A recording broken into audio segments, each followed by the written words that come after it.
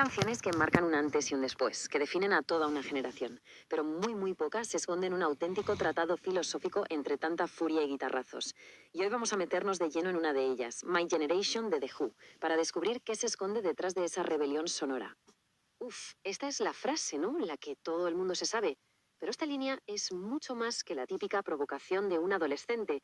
Es en realidad la llave para abrir una puerta a una historia mucho más profunda, sobre identidad, sobre frustración y sobre esa lucha constante por encontrar un sitio en el mundo. Vale, pero para pillar la filosofía, primero tenemos que hacer un pequeño viaje en el tiempo y entender de dónde sale este grito.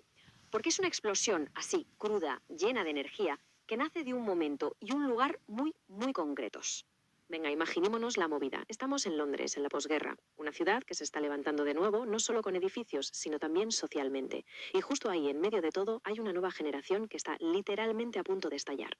Este es el cóctel, el caldo de cultivo perfecto. Por un lado tenemos la cultura mod, con su rollo impecable, sus scooters, y por otro, una juventud que no vivió la guerra, pero sí sus consecuencias, y que se siente totalmente incomprendida y menospreciada por los mayores. Estaban buscando a la desesperada una identidad propia, y la verdad, estaban listos para ponerlo todo patas arriba. Y lo más curioso de todo es que esta explosión de rabia generacional nació en realidad de una inseguridad personal muy profunda. Pete Townshend, que fue quien la escribió, reconoció que en ese momento se sentía perdidísimo, que le agobiaba el futuro.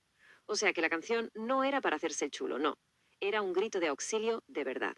Venga, volvamos a la frasecita de Marras. Vamos a quitarle la primera capa, que es donde está la chicha de verdad, lo más interesante de todo.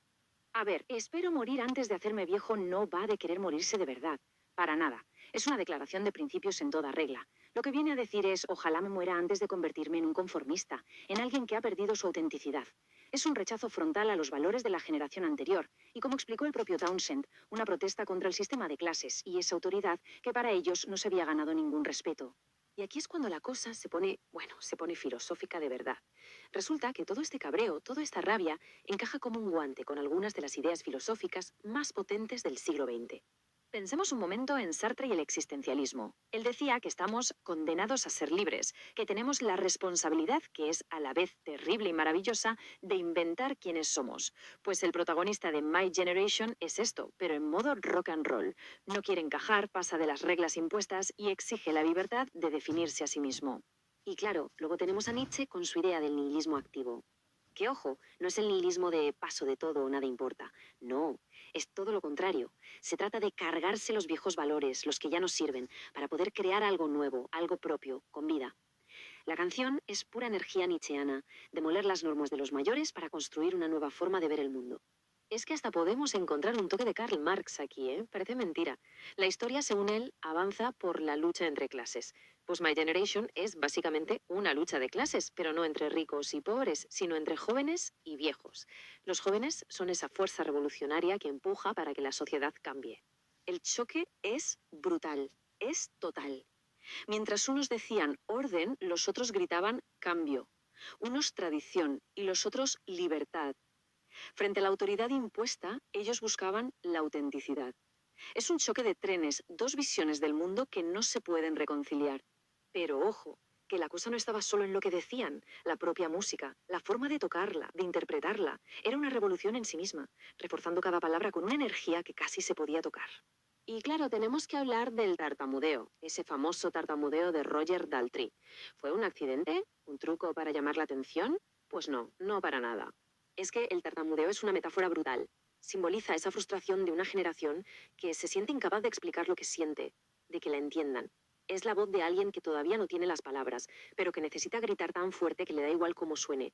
De hecho, la anécdota es que fue el productor quien le dijo que lo exagerara, para que sonara como un chaval drogado al que le cuesta hablar. Una forma de encapsular ese espíritu rebelde a la perfección.